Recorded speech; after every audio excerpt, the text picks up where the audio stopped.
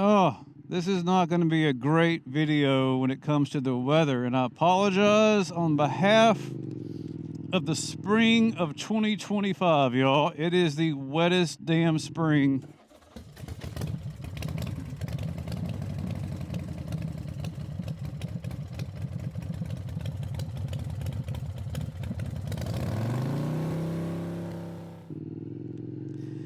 And if I don't go ride today, right now, in this sprinkly stuff, I'm just not going to get to ride. And that really sucks because, you know, this is the best weather we've had in a hot minute. And I know all you people from the UK, y'all going to laugh at me. But go ahead and give this redneck a thumbs up or subscribe to the channel because you know you love the southern accents. But anyway, today I want to talk about the five things that I absolutely love about this bike. Now, in the past, I've often started off my critique videos on the 5 or 6 things that I dislike or hate about a motorcycle, and that gets me a lot of blowback.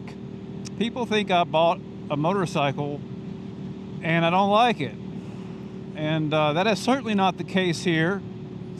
And there are things about this bike that I do not love, although it's hard for me to come up with 5. So I'm going to start out with the easier task of the 2, and that is to talk about the 5 things that I absolutely adore about the SV650 3rd Gen. God, I can't even think. I haven't been on this bike in over a week, and just listening to it, oh God, it sounds amazing. But anyway, number 1, at the risk of sounding like some kind of boring Luddite, I love the fact that this engine has been produced since 1999. We may be on to the 3rd iteration of the SV650 chassis, depending on if you want to count the Gladius or not. So I'd like to think we're on the 4th iteration, but I digress. That's a topic for another video. We'll just call it 3rd Gen because I've gotten some critiques about that. But this engine has been largely unchanged. There have been some changes since its introduction in 1999. And like all Suzuki engines, this thing is pretty damn reliable. These bikes are tracked, abused, etc., etc. And you don't hear about a lot of them breaking down. You just don't. And that's a good thing. And it's one of the main reasons I wanted this bike. I had come off of another bike that was less than reliable, at least the reputation, and that was the ZX4RR. I really liked that bike. I didn't love the cramped ergos, but what I didn't love more was the fact that several of those motorcycles had issues with windowing or unscheduled disassemblies, if you like SpaceX's term. Yeah, SpaceX, sorry. Can't keep all my E-line companies straight. I wanted a bike that was sporty and reliable, and that is the SV650. You have this lovely V-twin. Oh my God. With that amazing sound coming out of the full M4 exhaust system on this particular bike. And yeah, you can just enjoy it without a lot of worry. As long as you maintain it, you're good to go. The only issue that I have heard about that's a real problem with these bikes is if you like to ride wheelies. I'm not a wheelie guy myself. I've seen way too many motorcycle fail videos where people are riding wheelies, so I don't do it. But if you like to ride wheelies, this is not your Huckleberry.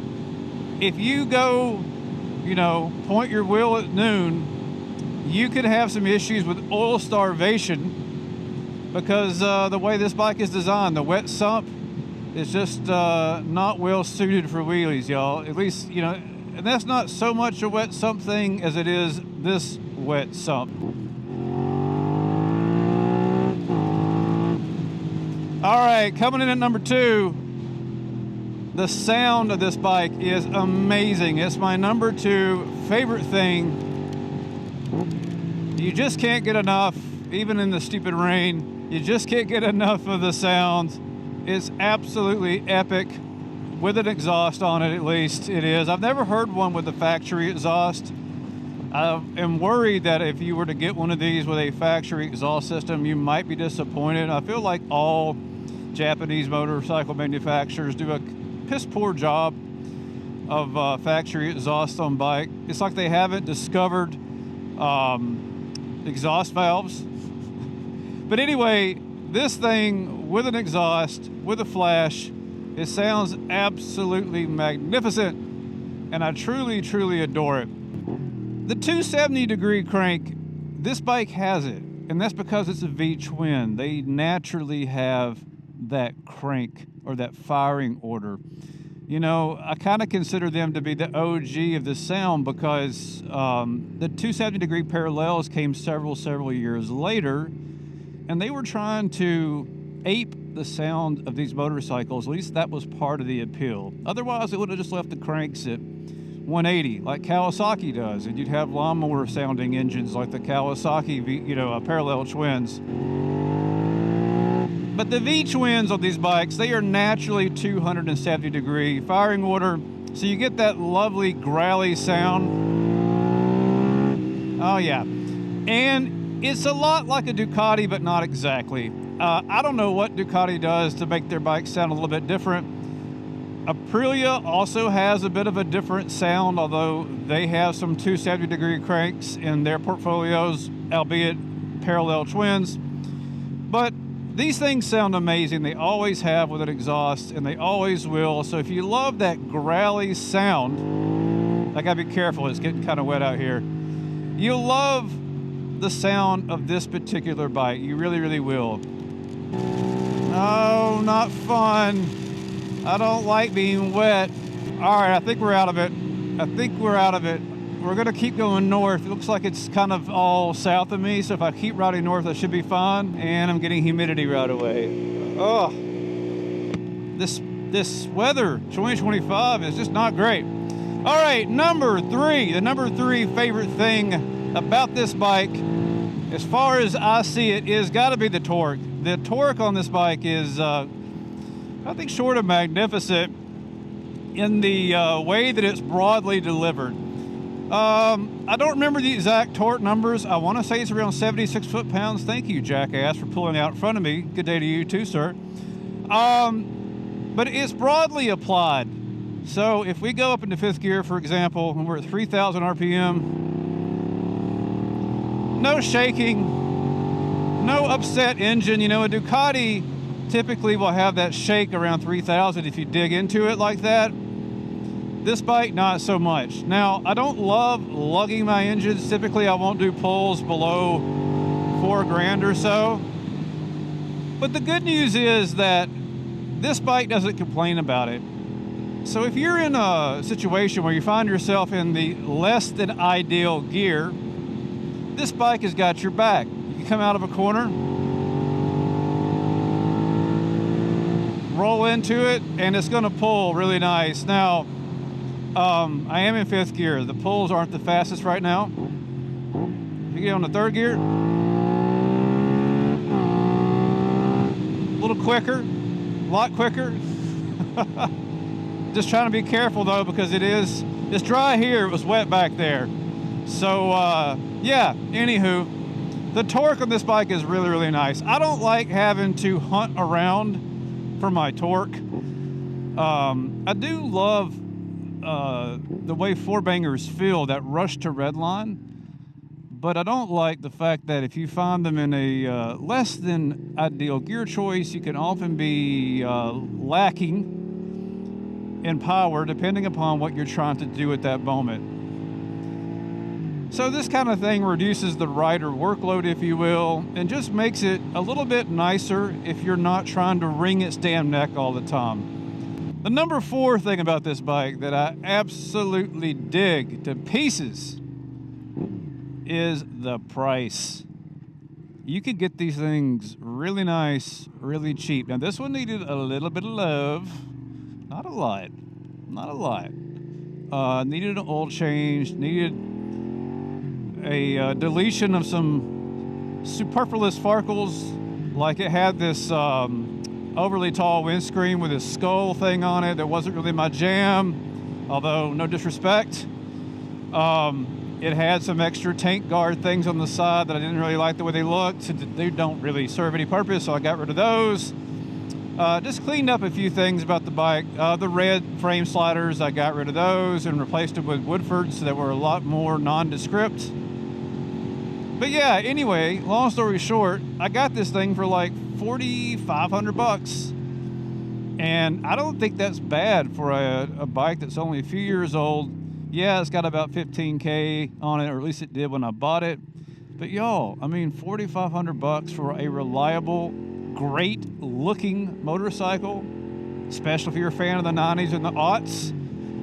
This bike is designed to remind you of a certain motorcycle from a very famous Italian brand, and I think it does so without looking too damn try hard, and also not infringing on any bike that's currently in their lineup, because the new monster doesn't look like a monster to me. It just looks like a really nice MT-07 or something. But yeah, I'd rather have the money in my pocket than between my legs, you know what I mean? All right, my number 5 favorite thing about this bike as I sit behind this very slow car that's thankfully about to get out of my way. My number 5 favorite thing is the comfort and versatility. This bike is a sporty bike, but not a sports bike. It turns well. The front end feels a little bit light, but it turns well. And it doesn't beat you up. The suspension's not overly floaty.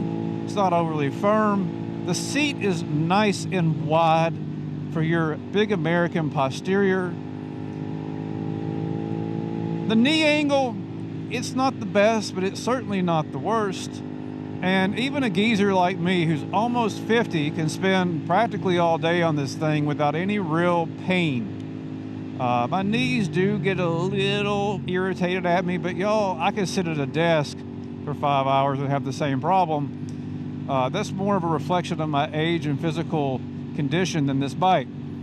The number 5 favorite thing about this bike for me has to be the versatility and the comfort. And by versatile, I'll start by saying it's a sporty bike, but not a sports bike. It likes to turn, it likes to go, but at the same time, you can ride it like I'm riding right now in a very relaxed way. I'm not turning hard, I'm not going hard, and the bike is totally happy. It likes to cruise. The throttle's not really jumpy. It's very soothing when you get out of it. It's very happy to do it. And also, even in 6th gear on a back road like that, 3,600 RPM, it's totally chill. It doesn't mind it at all. And that is really, really nice. It's the flexibility of this power plant that really helps set the tone of this bike. It's also fairly comfortable. The seat is nice and wide for your big American posterior, and it distributes the weight of all those hamburgers you've been eating. And I can spend 3.5 or 4 hours on this bike and I don't feel any real pain. And that's an amazing, amazing thing. You can engage. You can scoot back and engage the bike a little more like this, take some weight off the front if you're steering too fast. Or you can sit upright and just catch a breeze. The bike is fine with whatever you want to do. And I love that. It has a very wide envelope of riding style, if you will. All right, before I close, I just want to say it was kind of difficult for me to contain myself to 5 things that I love about this bike. I also love the way it looks, but I realize that looks are subjective, so I didn't talk about that very much. What's up? I also love the way it handles. I mean, for such budget suspension components, it's a little ridiculous that it does what it does. I've been on many bikes that handled far worse than this one that had far better suspension. So yeah, I just totally dig it. If you haven't considered an SV650 and you want a middleweight bike and you don't have a lot of extra cash, or even if you do, take a look at it. I think it's pretty great. I've got about 600 miles on it, and I'm just as smitten with it now as I was when I picked it up back in March.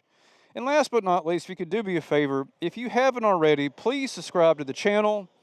Hit that little button down there. Give me a thumbs up or a thumbs down. And if there's anything about this bike that you love or like that I didn't talk about, put it in the comments. We all want to know what they are. And until next time, y'all, ride safe, watch out for cagers. Ciao.